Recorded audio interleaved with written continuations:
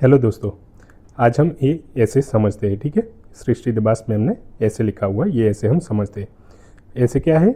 अ mind और logic is like a knife और blade, it makes the hand bleed that use it. यहाँ पे हर एक वर्ड का फ्रेंड इंपॉर्टेंट मीनिंग है और यहाँ पे इंपॉर्टेंट वर्ड हमें निकालना है। सबसे पहले तो इंपॉर्टेंट वर्ड क्या है? अ माइंड और लॉजिक।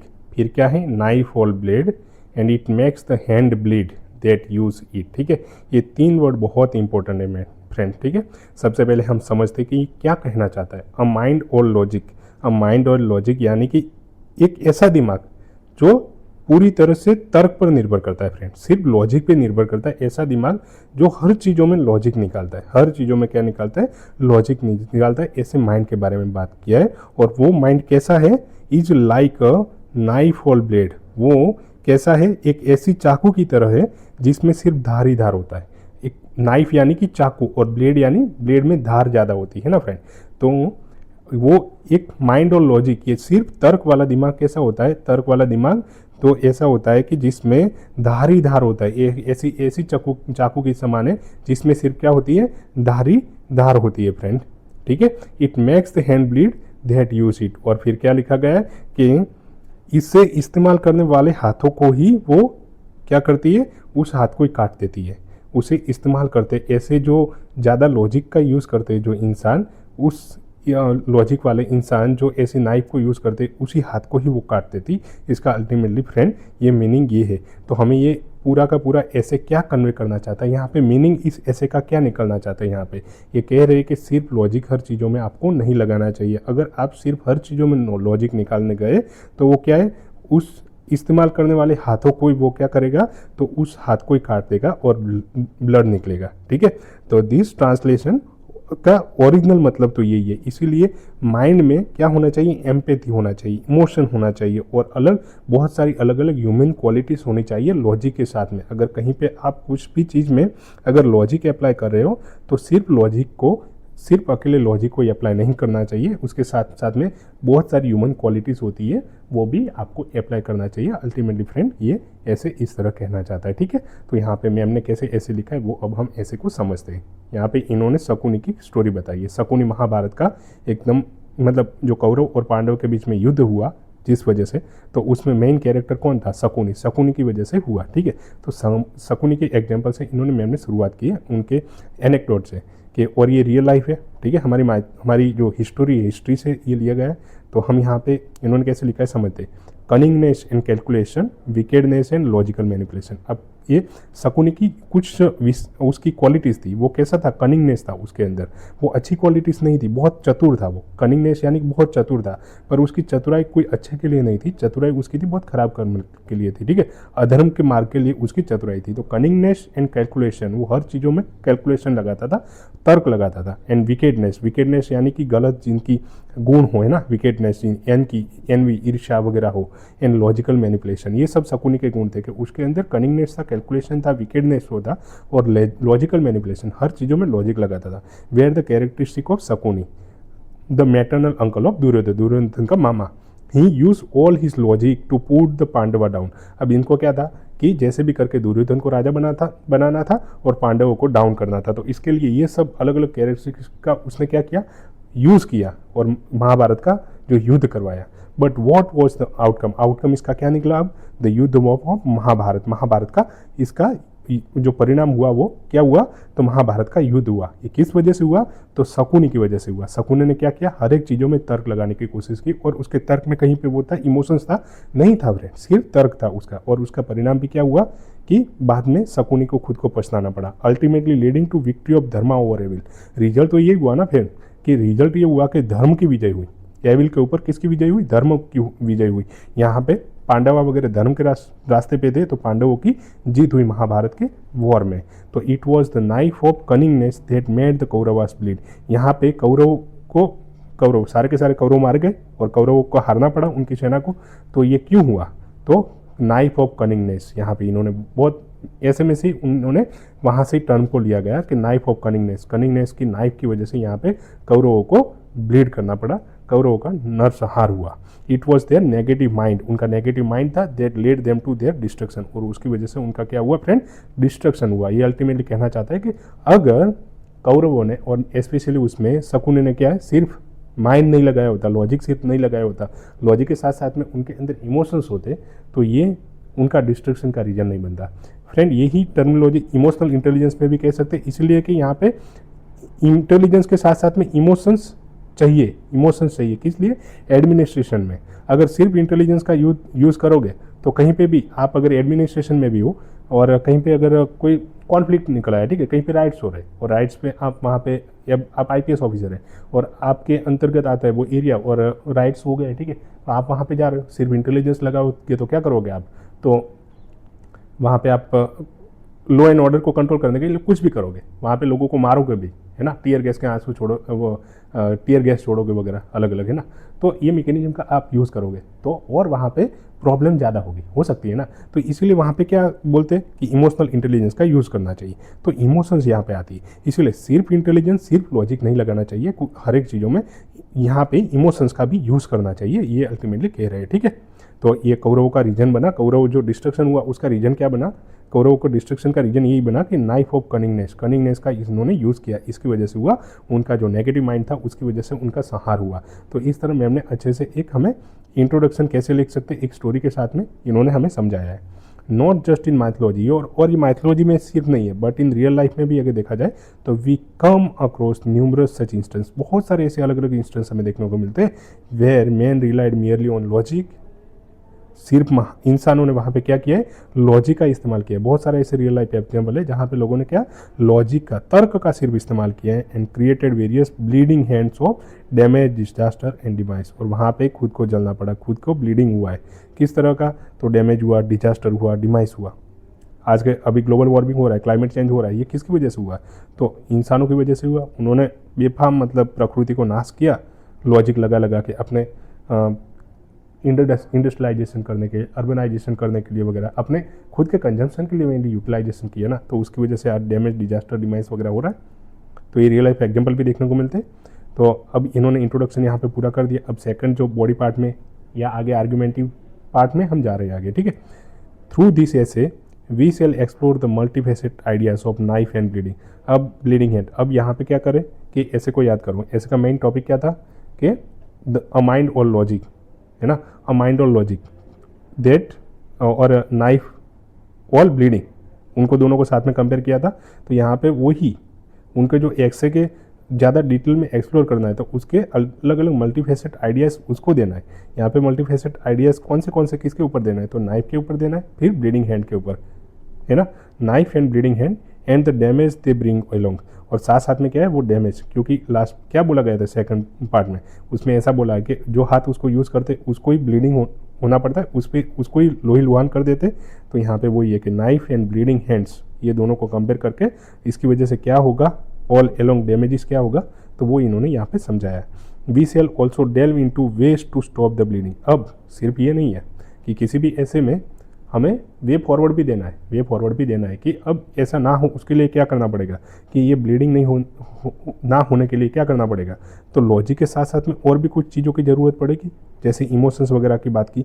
तो ये अभी इन्होंने क्या बोला है कि delve into ways to stop the bleeding, ये ब्लीडिंग स्टॉप करने के लिए और भी कुछ हमें ज़्यादा लिखना पड़ेगा, ज़्यादा समझना पड़ेगा, एंड रिपेयर द हैंड्स, और वही आगे हम लास्ट में समझेंगे, ठीक है फ्रेंड।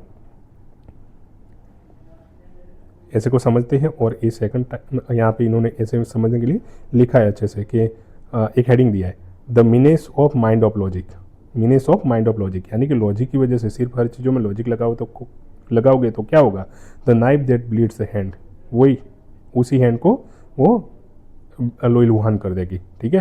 तो ये कैसे करते हैं, इसके आर्ग्यूमेंट और एग्जाम्पल कुछ दिए हैं यहाँ पे, हम समझते हैं। Human beings among the zillions of species, world में कितनी सारी स्पीसीज है, जिलियंस ऑफ स्पीसीज है, उसमें ह्यूमन बीइंग की बात की गई है कि human being in zillion of species में क्या है, are the most advance creature है। हम सबको पता है मोस्ट एडवांस क्रिएचर तो हम ही है ना। तो हम तो इतने एडवांस है कि नई स्पीसीज को पूरा क्रिएट कर लेते हैं, डिजाइनर बेबी याद कर लो, तो इतना ह्यूमन बीइंग AI पूरा जनरेट कर दिया।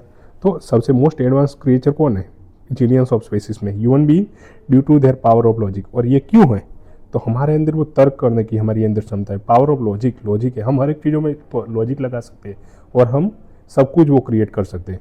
तो ability to reason and the capacity to think, हमारे अंदर वो पावर ऑफ लॉजिक है, हम रीजन किसी भी चीज़ में लगा सकते हैं, हम सोच सकते हैं। But how have they use their logical minds is all that made the difference. पर अब यहाँ पे डिफरेंस कैसे आया, ये डिफरेंस कैसे क्रिएट हुआ, तो अब हमने यहाँ पे माइंड को, हमारे लॉजिक को किस तरह से हमने यूटिलाइजेशन किया है। हर चीज़ों में क्या लॉजिक लगाया है, वो सही वे में लगाया है, लॉजिक सिर्फ लॉजिक हमने लगाया है, या हमारा इंटेंशन क्या था, हमने किस तरह उस लॉजिक को यूटिलाइज किया है, तो उसके अकॉर्डिंगली वो डिफरेंस बना है ना फ्रेंड। तो ये अल्टीमेटली कहना चाहते हैं कि अगर कहीं पे डिस्ट्रक्शन हुआ है इंसान का, तो वो भी किस वजह से, अगर नेगेटिव माइंड लगाया उसमें हर चीज़ों में, तो उसकी वजह से हुआ है। जैसे याद करो, हमने शुरुआत में एग्जाम्पल फर्स्ट लिया है किसका, शकुनी का। यहाँ पे इन्होंने मस्त एग्जाम्पल दिया है कि कौन सा एग्जाम्पल यहाँ पे लिया है इन्होंने, creation of atom bomb, atom bomb का एग्जाम्पल लिया है यहाँ पे। Creation of atom bomb involve lots of logic and research. अब एटम बम पहला ऐसे ही तो नहीं बना होगा, वहाँ पे कितना लॉजिक एंड रिसर्च यहाँ पे इन्होंने किया होगा। तो lots of logic and research required, but what was the outcome, destruction. Outcome इसका क्या हुआ, परिणाम, रिजल्ट क्या बना, तो डिस्ट्रक्शन हुआ। एटम बम तो डिस्ट्रक्शन करने के लिए ही काम आता है ना फ्रेंड, कोई अच्छा करने के लिए तो काम नहीं आता ना। तो ऐसे ही न्यूक्लियर वेपन का एग्जाम्पल यहाँ पे, the nuclear weapon are presented as the weapon of peace. पहले तो ऐसे ही कि न्यूक्लियर वेपन इसलिए बनाए जाते हैं कि पीस लाया जा सके, वर्ल्ड में शांति क्रिएट की जा सके। But do they really ever bring peace, पर क्या न्यूक्लियर वेपन की वजह से पीस आया। आज भी यूक्रेन और रशिया लड़ रहे, वहाँ पे न्यूक्लियर वेपन का भी इस्तेमाल कर रहे, पर कहीं पे पीस हमको तो नहीं दिखी। इंडिया के पाकिस्तान के साथ में थोड़ा भी कुछ होता है तो पाकिस्तान हमें धमकी दे देता है, किस लिए देता है, वो भी न्यूक्लियर वेपन का, कि हमारे पास परमाणु है, न्यूक्लियर है हमारे पास, है ना। तो यही हमें डराता रहता है ऑलवेज। तो ये कहीं ना कहीं पीस के लिए तो है नहीं फिर। All the cause is more security dilemma, उससे ज़्यादा सिक्योरिटी डायलेमा हो गए। पाकिस्तान के पास हमें जो एक ऐसा जो इरिस्पॉन्सिबल कंट्री है, इरिस्पॉन्सिबल कंट्री, उनके पास न्यूक्लियर है, तो उसकी वजह से हमें डर के रहना पड़ता है। तो हमारा क्या है, सिक्योरिटी डायलेमा एक आ गया, हमें उल्टा ज़्यादा से ज़्यादा क्या करना पड़ता है, ज़्यादा से ज़्यादा डिफेंस की इन्वेस्टमेंट बढ़ाना पड़ता है फ्रेंड, है ना। तो यही हो रहा है, all they cause is more security dilemma and the never ending arm race. और इसकी वजह से क्या हो रही है, हथियारों की रेस जो हो रही है ना, हथियारों की रेस वो कभी ख़त्म नहीं हो रही है, आर्म रेस बढ़ती ही जा रही है। इसलिए इसका मतलब क्या है, the hand that created such innovation are themselves at the threat of bleeding. जिन हाथों ने इसको क्रिएट किया गया था, न्यूक्लियर को किसने क्रिएट किया गया, इंसानों ने क्रिएट किया था, क्योंकि माइंड एंड लॉजिक हर चीज़ों में लगाते गए, इनोवेशन किया, और इसकी वजह से न्यूक्लियर बॉम्ब तो बन गए, न्यूक्लियर वेपन्स तो बन गए।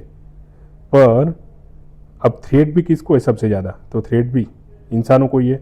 तो जिस हाथों ने बनाया था वही, उस हाथों को ही वो ब्लीडिंग करने वाले, एंड ऑलवेज इन फियर। और आज भी हम कहीं ना कहीं वो डरते ही रहते। जब ऑपरेशन सिंदूर हुआ तो हमें डर लग रहा था ना, हमें डर लग रहा था कि कहीं पे पाकिस्तान ने न्यूक्लियर वेपन हमारे पे गिरा दिया तो, या तो उनको भी लगा होगा कि इंडिया ने कहीं पे लगा दिया तो ये एक डर तो रहता है। तो फियर, ऑलवेज फियर में हम जीते, ऑलवेज क्या करते हैं, फियर में हम जीते हैं इसकी वजह से। Same was the case with Hitler का यहाँ पे एग्जाम्पल मस्त दे दिया है। हिटलर ने क्या किया, who led holocaust against the Jews. इतने सारे मिलियंस ऑफ जूस लोगों को उन्होंने क्या कर दिया, मार दिया। आज इजराइल वाले जो यहूदी लोग हैं, पहले जर्मनी में कितने सारे थे उस टाइम, तो सेकंड वर्ल्ड वॉर के टाइम में हिटलर ने इतने सारे जूस लोगों को मार दिया है ना। और ये रेशियल टाइप का था पूरा का पूरा। तो इतना हॉलोकॉस्ट हुआ, इतने लाखों जूस लोग मर गए, ये हिमसेल्फ कमिटेड सुसाइड। और लास्ट में क्या किया, हिटलर को खुद को 1945 में खुद ने सुसाइड किया, खुद को मरना पड़ा। तो ये क्या है, जिन हाथों ने दूसरों को मारा था उसको खुद को भी लास्ट में मरना ही पड़ा, सुसाइड खुद को करना पड़ा। तो ये वही है कि जो हाथ सिर्फ लॉजिक का आप इस्तेमाल करते तो उस हाथ को ही ब्लीड करते वो अल्टीमेटली। फिर यहाँ पे ब्रिटिशर्स का इन्होंने एग्जाम्पल दिया है, ये भी बेस्ट है ब्रिटिशर्स का, जलियांवाला बाग मैसेकर। जैसे Britishers who carried out the Jallianwala Bagh massacre किया था, है ना। 1919 में जलियांवाला बाग, पंजाब के जलियांवाला में आया हुआ, वहाँ पे कितने सारे निर्दोष लोगों को जनरल डायर ने मार दिया। और ये ब्रिटिशर्स का ही परिणाम था, उन्होंने हर चीज़ों में लॉजिक लगाने की कोशिश की, अपनी सत्ता को बढ़ाने के लिए मेनली किया था। तो देम सेल्फ फेस क्रिटिसिज्म, अभी भी उनको क्रिटिसिज्म फेस करना पड़ता है। अभी भी जब भी जलियांवाला की जो एनिवर्सरी आती है तो उस टाइम में कुछ ना कुछ न्यूज़ में आता है, तो द ब्रिटिशर्स को उसका क्रिटिसिज्म अभी भी फेस करना पड़ता है, अभी भी। तो जिन हाथों ने वो यूज़ किया था उसको ही आज वो ब्लीड हो रहा है, उसको ही फेस करना पड़ता है ये सब क्रिटिसिज्म। तो यहाँ पे बहुत अच्छे से इस एग्जाम्पल को भी यहाँ पे लिया है। Such negative people keep bleeding for times to come as they attack the hatred of all. और ऐसे लोगों को हमेशा है ना टाइम आने वाले टाइम में भी उनको क्या फेस करना पड़ता है, इस तरह हेट्रेड फेस करना ही पड़ता है, जो हाथ सिर्फ जो माइंड लॉजिक लगाता रहता है। अब let us fast forward the 21st century. अब 21st सेंचुरी का इन्होंने एग्जाम्पल देना स्टार्ट किया है 21st सेंचुरी का। We see people who use their skills and knowledge. हम देखते हैं कि जो इंसान अपनी सिर्फ स्किल एंड नॉलेज का यूज़ करता है फॉर देयर सेल्फिश मोटिव के लिए, and do not shy from committing crime, और वो डरते भी नहीं, उनको शर्म भी नहीं आती कोई क्राइम करने में, उनकी बात करें। अब इनमें किसका एग्जाम्पल किया है इन्होंने कि हर्षद मेहता का और चंदा कोचर दोनों का एग्जाम्पल किया। हम सबको पता है हर्षद मेहता का तो पूरा का पूरा वो सीरीज आया था है ना 1992 स्कैम हर्षद मेहता का, और चंदा कोचर, ये दोनों के बारे में बोला गया है कि आज 21st सेंचुरी में भी ऐसे लोग हैं जो इस तरह के बड़े बड़े क्राइम करते हैं अपने सेल्फ इंटरेस्ट के लिए, सिर्फ लॉजिक लगा के। All reflect that mindless application of logic for achieving wrong ends are surely expose. बाद में ऐसे लोग एक्सपोज तो होते ही है, हर्षद मेहता और चंदा कोचर दोनों एक्सपोज हुए बाद में, सूनर और लेटर, आज या कल पकड़े तो जाएंगे, and they bleed behind the bars. इन्होंने लिखा कि उनको बार्स यानी कि जेल की जो दीवारें हुए उनके पीछे उनको ऑलवेज रोना ही पड़ता है, उनको वो भुगतना ही पड़ता है। और even in hell after getting death sentence like Ajmal Kasab. Ajmal Kasab का भी एग्जाम्पल, उसको फांसी मिली तो वो भी एक है उस तरह का रिजल्ट। ठीक है, तो हर चीज़ों में अल्टीमेटली क्या लॉजिक नहीं लगाना है। यहाँ पे अलग अलग हमने शुरुआत शकुनी से कर ली, फिर हिटलर का भी एग्जाम्पल हमने देख लिया, 21st सेंचुरी में भी अलग अलग लोग जैसे चंदा कोचर, हर्षद मेहता का और ये अजमल कसाब का एग्जाम्पल देख लिया। फिर ब्रिटिशर का एग्जाम्पल भी शुरुआत में हमने देख लिया, जैसे जलियांवाला बाग मैसेकर। तो अलग अलग इन्होंने सबने सिर्फ माइंडलेस एप्लीकेशन किया अपने दिमाग का, है ना, लॉजिक हर चीज़ों में लगाया, और जहाँ जहाँ उन्होंने लॉजिक लगाया उनको ही कुछ ना कुछ सज़ा मिली, कुछ ना कुछ क्रिटिसिज्म फेस करना पड़ा या प्रॉब्लम फेस करते रहे एंड तक। तो यही है यहाँ पे। अब एनवायरनमेंट का यहाँ पे एग्जाम्पल दे रहे हैं। On the environmental front we see how humans have exploited the resource beyond carrying capacity of the nature. Nature की एक कैरिंग कैपेसिटी होती है ना फ्रेंड, नेचर की कैरिंग कैपेसिटी, उस कैरिंग कैपेसिटी से ज़्यादा इंसान क्या कर रहा है, रिसोर्स को एक्सप्लॉइट कर रहा है, और इसकी वजह से जो नए रिसोर्स जनरेट होना चाहिए उससे ज़्यादा तो डिप्लेट हो रहे हैं, है ना friend. B it artificial rain, अब इंसान क्या करवा रहा है, आर्टिफिशियल रेन, जैसे दुबई में हुआ था लास्ट ईयर शायद आर्टिफिशियल रेन करवाया था। आर्टिफिशियल सन, जैसे अभी कौन कर रहा है, चाइना क्रिएट कर रहा है artificial sun. Genetically modified crops हम क्रिएट कर रहे हैं खुद, जेनेटिकली मॉडिफाइड क्रॉप्स, हमारा जो राइस वगैरह है या हमारा कॉटन है। And changing course of river का भी कोर्स हम चेंज कर रहे हैं, इंटरलिंकिंग ऑफ रिवर कर रहे हैं। तो we have committed the rape of nature, Vandana Shiva, ये वंदना शिवा करके है, बहुत बड़ा नाम है। अब एग्जैक्टली ये कौन थे वो तो मुझे नहीं पता और देखना पड़ेगा, पर इन्होंने क्या लिखा तो कि हम क्या कर रहे हैं, रेप ऑफ नेचर, बहुत अच्छा वर्ड यहाँ पे इस्तेमाल किया इन्होंने, ठीक है। पर ऐसे डायरेक्टली अपने मन से मत लिखना क्योंकि विवाद भी हो सकता है फ्रेंड, ठीक है। पर यहाँ पे किसी को इनको पता था तो इन्होंने उनको कोट कर दिया, इसलिए इनके ऊपर डायरेक्टली कहीं आने वाला है नहीं। तो इन्होंने लिखा कि हम क्या कर रहे हैं, रेप ऑफ नेचर, नेचर के साथ में रेप कर रहे हैं, क्योंकि आर्टिफिशियल रेन क्रिएट करवा रहे हैं जो अगेंस्ट नेचर है, आर्टिफिशियल सन क्रिएट कर रहे हैं, जीएम क्रॉप क्रिएट कर रहे हैं, या रिवर का कोर्स जो नेचर ने डिसाइड किया उससे हम पलट रहे हैं। तो ये सब क्या है, नेचर के अगेंस्ट में हम जा रहे हैं फ्रेंड, ठीक है। तो ये हर चीज़ों में हम लॉजिक ही तो अप्लाई कर रहे हैं। तो with the knife of global warming, और इसकी वजह से ग्लोबल वार्मिंग बढ़ रहा है, यही उसका ही आउटकम है, लॉजिक सिर्फ अप्लाई कर रहे हैं। Which is turning into global boiling, और यहाँ पे लिखा है इन्होंने मस्त कि ग्लोबल बॉइलिंग में ये टर्न हो रहा है। इस तरह माइंडलेस लॉजिक को अप्लाई करते हैं हम हर एक चीज़ों में, तो इसकी वजह से क्या हो रहा है, ग्लोबल बॉइलिंग हो रहा है। और ये ग्लोबल बॉइलिंग वाला टर्म ये बहुत अच्छे से इन्होंने यूज़ किया है, यहाँ पे इन्होंने दिया था। ये आप क्लाइमेट चेंज का, क्लाइमेट जस्टिस वगैरह और कहीं पे ऐसे आते तो वहाँ पे भी इस टर्मिनोलॉजी का आप यूज़ कर सकते हैं, ग्लोबल बॉइलिंग का। एंटोनियो गुटेरेस को यहाँ पे कोट कर देना है, ठीक है। तो सिर्फ ऐसे माइंडलेस लॉजिक को अप्लाई करेंगे हम, माइंडफुल लॉजिक को अप्लाई सिर्फ करेंगे तो क्या होगा, ग्लोबल वार्मिंग होने वाला है, और इसकी वजह से global warming turn into global boiling में टर्न होगा। एंटोनियो गुटेरेस ने ये बोला है। We are bleeding mother earth, और हम इस तरह क्या करें, ब्लीडिंग कर रहे हैं, किनको, मदर अर्थ को, जो हमारी धरती माता है, धरती माता को ब्लीडिंग करे। In return we are also bleeding our own self, और साथ साथ में हमें भी इसका नुकसान भुगतना पड़ रहा है। Facing the fury of nature, nature में अभी कितना ये प्रॉब्लम, ग्लोबल बॉइलिंग हो रहा है, इसकी वजह से क्या हो रहा है, सी लेवल राइज हो रहा है, बहुत सारे आइलैंड कंट्रीज वगैरह डूब रहे हैं। हम भी कहीं पे बारिश ज़्यादा हो रही है, कभी कहीं पे कम हो रही, ड्रॉट हो रहा है, कहीं पे फ्लड हो रहा है, या तो अर्बन हीट आइलैंड क्रिएट हो रहा है ना, एसी लगाना पड़ रहा है। तो ये बहुत सारे प्रॉब्लम तो हम भी खुद फेस कर रहे हैं। तो मदर अर्थ का तो हम ब्लीडिंग कर रही है, साथ साथ में हमको भी नुकसान हो रहा है। Fury of nature in the form of disaster, अलग अलग टाइप के डिजास्टर आ रहे हैं। तो जो इंसान जो माइंड को सिर्फ हर चीज़ों में लॉजिक अप्लाई कर रहा है, वहाँ पे खुद को भी जलना पड़ता है, खुद को भी ब्लीडिंग होती है। अब इन्होंने ये एनवायरनमेंट का तो एग्जांपल ले लिया, साथ साथ में अब इन्होंने एथिक का भी एग्जांपल लिया कि एथिकली स्पीकिंग अगर बोला जाए, we are not just moving toward climate apocalypse but also ethical apocalypse की ओर भी हम बढ़ रहे हैं। यहाँ पे इन्होंने ये दो वर्ड का इस्तेमाल किया, climate apocalypse and ethical apocalypse, उसकी ओर हम बढ़ रहे हैं। अगर एथिकली बात किया जाए तो बहुत भारी भरकम वर्ड है, अगर ना समझ आए, ना याद रहे तो ये सब नहीं लिखना है, ठीक है। Excessive reliance on logic and reason have overshadow our compassion. हो बस वो इमेज शुरुआत में हमने जो बात की थी ना कि सिर्फ लॉजिक एंड रीजन आप अप्लाई करोगे तो वहाँ पे क्या होगा, कंपैशन, एम्पैथी वगैरह आप नहीं लगाओगे हर चीज़ों में फ्रेंड। यहाँ पे इन्होंने यही किया है कि लॉजिक एंड रीजन लगाने जाते तो कंपैशन वगैरह नहीं रहता है। कंपैशन, गवर्नमेंट कोई पॉलिसी बनाती है, बस पूरा का पूरा लॉजिक लगाते हैं, ऐसे कर लेंगे हम, ऐसे कर लेंगे, ये टारगेट ऐसे अचीव कर लेंगे, पर कंपैशन तो साथ में नहीं आएगा तो क्या होगा, डिस्ट्रक्शन क्रिएट करेगा फ्रेंड, लोगों के अंदर रिसेंटमेंट होगा, प्रोटेस्ट करेंगे वो, तो ये प्रॉब्लम होगा फ्रेंड। तो साथ साथ में लॉजिक एंड रीजन के साथ साथ में कंपैशन जरूरी है। फॉर इंस्टेंस यहाँ पे इन्होंने एग्जाम्पल लिया है, we saw IAS Harjot Kaur, IAS Harjot Kaur का एग्जाम्पल यहाँ पे इन्होंने दिया है, ठीक है। कंपेयरिंग पैड्स विथ कॉन्डम, इनका जो इंटेंशन था कहीं ना कहीं सही था कि वो पैड्स का यूज़ बढ़ावा देने के प्रेरित थे, ठीक है, पर इन्होंने यहाँ पे वर्ड्स का सही से यूज़ नहीं किया, तो कंपेयर कर दिया पैड को कॉन्डम के साथ में।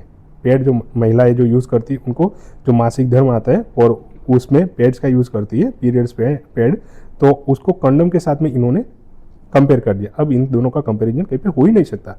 तो relying on her logic of objective administration, ये क्या हुआ, ऑब्जेक्टिव एडमिनिस्ट्रेशन हो गया। यहाँ पे फैक्ट बेस पे वो ऑब्जेक्टिव बेस पे गए, तो ये लॉजिक लगाया इन्होंने, लॉजिक पर। इस तरह से पब्लिक एडमिनिस्ट्रेशन में आप होते तो इस तरह के वर्ड को आप यूज़ नहीं कर सकते, वहाँ पे संवेदनशील होना पड़ता है आपको फ्रेंड, है ना।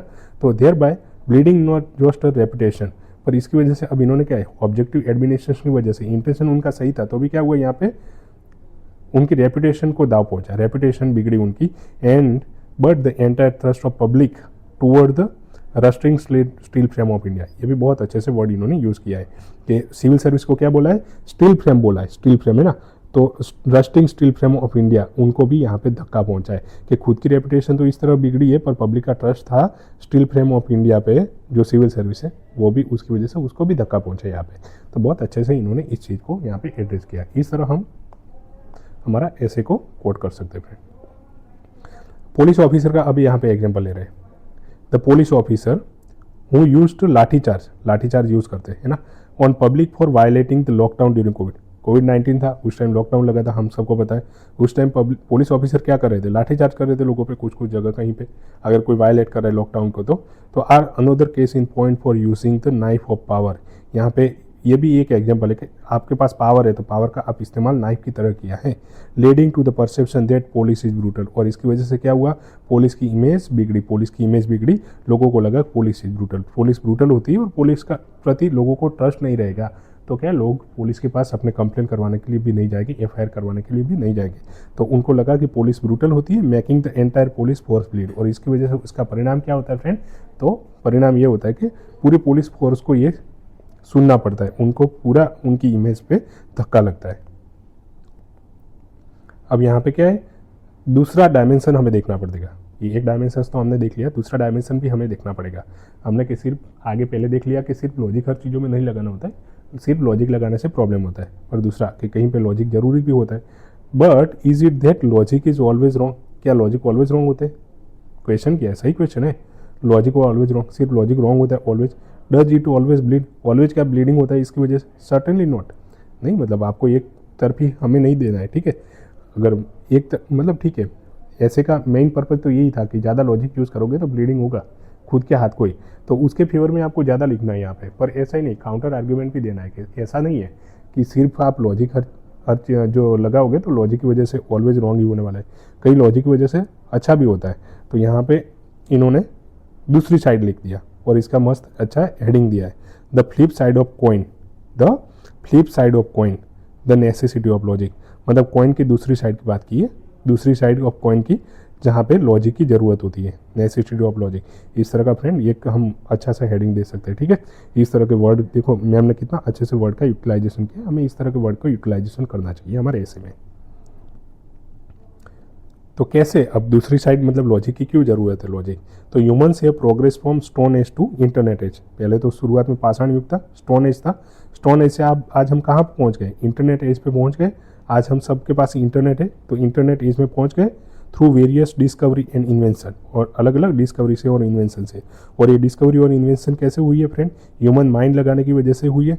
That created autonomous cars and chatbot, और इसकी वजह से अलग अलग चीज़ें, इंटरनेट आया और उसकी वजह से आज ऑटोमेटिक कार देखने को हमें मिलती है, चैटबॉट देखने को मिलता है। वहाँ पे हमारा कोई भी क्वेरी होती है कोई ऑनलाइन प्लेटफॉर्म पे, तो वहाँ पे हमारी क्वेरी ऑटोमेटिकली सॉल्व हो जाती है ना फ्रेंड। तो यही है लॉजिक की वजह से ही तो हुआ। Also using minds of logic to overcome superstitious of witchcraft और purity and pollution.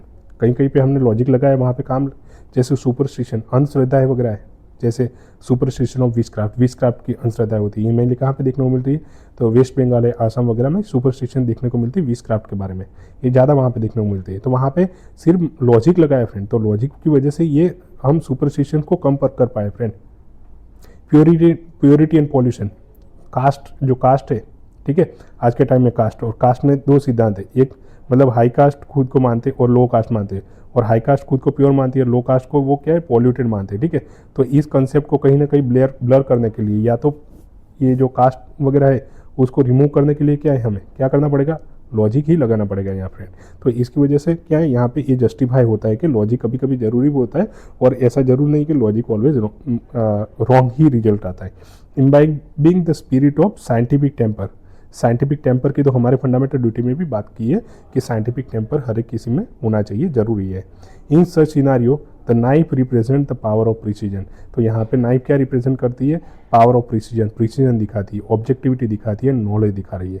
Such knife does not bleed, इस तरह की जहाँ पे आप यूज़ करते हो कहीं कहीं कुछ चीज़ों में जो अच्छे के लिए आप यूज़ कर रहे हो, पॉल्यूशन एंड प्योरिटी को प्रिवेंट करने के लिए, ये ऐसे किसी चीज़ में यूज़ करते हो, तो वहाँ पे जरूर नहीं कि ये नाइफ ब्लीडिंग करने का ही काम करेगी, उसी हाथ को ही ब्लीड करवाएगी।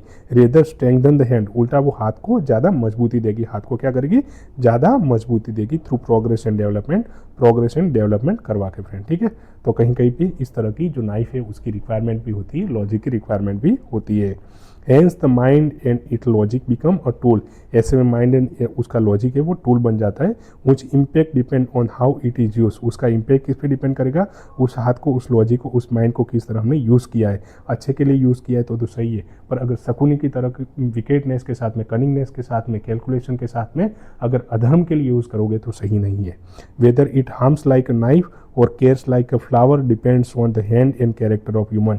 अल्टीमेटली हैंड, कौन सा हाथ उसको यूज़ कर रहा है और कौन सा कैरेक्टर उस पर डिपेंड करेगा। यहाँ पे कैरेक्टर शकुनी था, इसकी वजह से वहाँ पे डिस्ट्रक्शन हुआ। शकुनी की जगह अगर वहाँ पे युधिष्ठिर होते तो अगर वो गलत नहीं होता फ्रेंड, वो अच्छे के लिए यूज़ करते है ना फ्रेंड।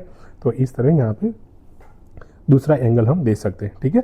अब यहाँ पे तीसरा एंगल आ रहा है। तीसरा एंगल क्या है, the petals of flower and the tenderness of heart the need of our, future oriented. अब इसमें एक्चुअली क्या रिक्वायरमेंट क्या है, तो लॉजिक की तो जरूरत है, लॉजिक के साथ साथ में इमोशंस वगैरह, ह्यूमन वैल्यू की जरूरत है, यहाँ पे ये बोल रहे हैं, ठीक है। तो इसके लिए इन्होंने क्या मस्त लाइन यूज़ की है, जबरदस्त सच में। हाँ, ऐसे ऐसे में तो मार्क्स मिलना ही है। The petals of flower, flower यानी फूल की जो पत्तियाँ होती है ना, पिटल्स ऑफ फ्लावर, वो कितनी सॉफ्ट होती है। तो वो petals of flower and the tenderness of heart, और हार्ट की टेंडरनेस यानी कि मजबूती, द नीड ऑफ अवर, ये दोनों जरूरी है। कि मतलब वो होता है ना कुम्हार होता है ना जो मटका बनाता है, तो अंदर से वो कितना हाथ को सॉफ्टली रखता है और बाहर से वो कितना उसको मारता है, जो तो वो कितना है, बाहर से ऐसे हार्ड लगता है, टफ लगता है ना, पर अंदर से इतना सॉफ्ट है। वैसा ही दोनों की जरूरत है, सॉफ्टनेस भी जरूरी है और हार्ड टेंडरनेस भी जरूरत है फ्रेंड, दोनों की जरूरत है। यानी कि माइंड की भी जरूरत है और क्या जरूरत है, सॉफ्टनेस ऑफ इमोशंस, कंपेशन वगैरह की भी जरूरत है, दोनों की जरूरत है। नीड ऑफ द आवर यहाँ पे ये बोल रहे हैं, अल्टीमेटली बैलेंस लेके चलने की बात करें। If we add a pinch of compassion and empathy, अगर माइंड एंड लॉजिक में अगर थोड़ा हम क्या करेंगे, कंपेशन एंड एम्पैथी अगर हम लगाएंगे टू आवर लॉजिक में, we can convert the knife into a beautiful flower, हम नाइफ को ब्यूटीफुल फ्लावर में कन्वर्ट कर सकते, which will be tender and full of fragrance, और ये फ्लावर कैसा होगा, तो फुल ऑफ फ्रेगरेंस, बहुत सुगंध उसकी जाएगी। तो ऐसा अगर माइंड एंड कंपेशन दोनों लगाएंगे तो उसकी वजह से जो रिजल्ट आएगा ना, वो हमारी पब्लिक को, उसकी वजह से आपके अंदर क्या होगी, ज़्यादा से ज़्यादा ट्रस्ट बढ़ेगा। The emphasis on karuna by Gautam Buddha, Gautam Buddha ने भी करुणा की बात की है ना, सोच द अस्त वे, और यहाँ से हम एक ये मार्ग दिखाता है गौतम बुद्ध का, करुणा वाला, करुणा यानी कि कंपेशन। मदर टेरेसा का भी एग्जाम्पल यहाँ पे, मदर टेरेसा करुणा की मूर्ति थी, वो the epitome of kindness, kindness दया की मूर्ति थी वो, because of her love and compassion की वजह से, through which she strengthen the hand of many by extending her hand of benevolence, उनके हैंड ऑफ बेनेवोलेंस थे, बेनेवोलेंस यानी काइंडनेस के हैंड थे, उसकी वजह से बहुतों की ज़िंदगी को उन्होंने क्या कर दिया, चेंज करके कर दिया, उन्होंने बहुत सारे लोगों की ज़िंदगियों को बदल दिया। ठीक है, तो गौतम बुद्ध और मदर टेरेसा का यहाँ पे आप एग्जाम्पल ले सकते हो। We need to prevent bleeding of the society as well as earth, जिस तरह हमें अर्थ का जो हमने पहले देखा ना कि ब्लीडिंग ऑफ अर्थ हो रहा है हमारे मदर अर्थ का, तो वो रोकना है, साथ साथ में सोसाइटी को भी ब्लीडिंग से बचाना है, हमें सोसाइटी को भी ब्लीडिंग से बचाना है और मदर अर्थ को भी ब्लीडिंग से बचाना है। कैसे? बाय बिल्डिंग स्ट्रॉन्ग कैरेक्टर, क्योंकि कैरेक्टर में प्रॉब्लम है, जो हैंड उसको यूज़ करे, जो कैरेक्टर उसको यूज़ करे, उस कैरेक्टर को बिल्ड करके, कैरेक्टर को बिल्ड करना है, सही इंसान बनाना है, उसको सही इंसान बनाएंगे तो ही सोसाइटी भी प्रिवेंट रहेगी ब्लीडिंग से, अर्थ भी प्रिवेंट रहेगा। लाइक नेल्सन मंडेला, यहाँ पे नेल्सन मंडेला का एग्जाम्पल दे दिया। नेल्सन मंडेला कैसे एक स्ट्रॉन्ग कैरेक्टर थे, है ना, और उसका पावर विद, नेल्सन मंडेला की क्वालिटी क्या थी, पावर ऑफ द फॉरगिवनेस, माफ़ी में मानते थे, इतने साल उनको जेल में रखा गया तो भी उन्होंने बाहर आके उन्होंने माफ़ कर दिया। एंड IAS कीर्ति जली, तो इन दोनों का परसिवियरेंस ऑफ कन्विक्शन का और फॉरगिवनेस का इनके पास क्वालिटीज़ थी। तो ऐसे कैरेक्टर हमें क्रिएट करने चाहिए। फिर सोनू सूद का भी यहाँ पे एग्जाम्पल लिया गया है। सोनू सूद कोविड के टाइम में कितने लोगों को इन्होंने हेल्प किया था। फिर सोनम वांगचुक का एग्जाम्पल लिया है, जो लद्दाख से आते हैं, सोनम वांगचुक, उन्होंने क्या किया है, आर्टिफिशियल स्नो क्रिएट किया है। आर्टिफिशियल वो स्नो क्रिएट करते हैं और वो बेनिफिट ऑफ पीपल, लाखों लोगों को बेनिफिट इसका पहुंचता है। जब ऑफ सीजन होती है, जब समर सीजन आता है, तब पानी लोगों के पास नहीं होता है, तब वो आर्टिफिशियल स्नो है वो मेल्टिंग करवा के उससे पानी वो कलेक्ट करते और लोगों को काम आता है उसकी वजह से। तो all such great personalities share one thing in common, सब में क्या है, माइंड ऑफ एम्पैथी। उन सबके पास में लॉजिक तो है, पर लॉजिक के साथ साथ में क्या है उनके पास में, सबके पास में माइंड ऑफ एम्पैथी, एम्पैथी है सबके पास में, सहानुभूति है, और ये सहानुभूति की वजह से वो अच्छा एक कैरेक्टर बन के लोगों का जन कल्याण कर पाते हैं। ठीक है, such mind stem the knife of negativity, negativity को इस तरह के माइंड दूर करते हैं। And evolve a world of optimism, optimism का वर्ल्ड क्रिएट करते हैं। तो optimism that sees opportunity in every difficulty and strive for better future, हर एक चीज़ों में वो अपॉर्चुनिटी ढूंढता है और बेटर फ्यूचर हमें क्रिएट करके देता है। ठीक है, it becomes utmost importance to evolve an ethical artificial intelligence, इसीलिए हमें भी ऐसा एक AI आज के टाइम में, वो भी कैसा AI क्रिएट करना चाहिए, एथिकल AI क्रिएट करना चाहिए, ताकि AI भी सही से वे में हमें यूटिलाइजेशन कर पाए, हम हमारे लिए फ़ायदेमंद रहे, नहीं कि हम हमारी चीज़ों को हमें ही डिस्ट्रक्शन कर ले, हमारा जो हैंड यूज़ करे AI को उसको ही डिस्ट्रक्शन करे। तो it becomes utmost important to evolve an ethical artificial intelligence, evolve करना चाहिए, as well as ethical society where minds of machine and humans are filled with positivity of coexistence and cooperation, जहाँ पे minds of machine and human के साथ साथ में क्या हो, पॉजिटिविटी ऑफ को एग्जिस्टेंस, साथ में रह सके, कोऑपरेशन के साथ में काम कर सके, नॉट कॉन्फ्लिक्ट एंड क्लेसिस, जहाँ कॉन्फ्लिक्ट ऑफ क्लेसिस ना हो। तो इस तरह की सोसाइटी क्रिएट करने की ज़रूरत है। As regards ecological protection is concern, ecologically protection की बात की जाए, we need to imbibe the belief of प्रकृति रक्षति रक्षिता, हमें क्या इम्बाइब करने की ज़रूरत है, ये एक मूल मोटो है, उसको हमें इम्बाइब करना चाहिए, हमारी लाइफ में उतार देना चाहिए। ये प्रकृति रक्षति रक्षिता, प्रकृति उनकी ही रक्षा करती है, प्रकृति यानी कि नेचर उनकी ही रक्षा करता है, रक्षित जो नेचर का ख्याल रखता है।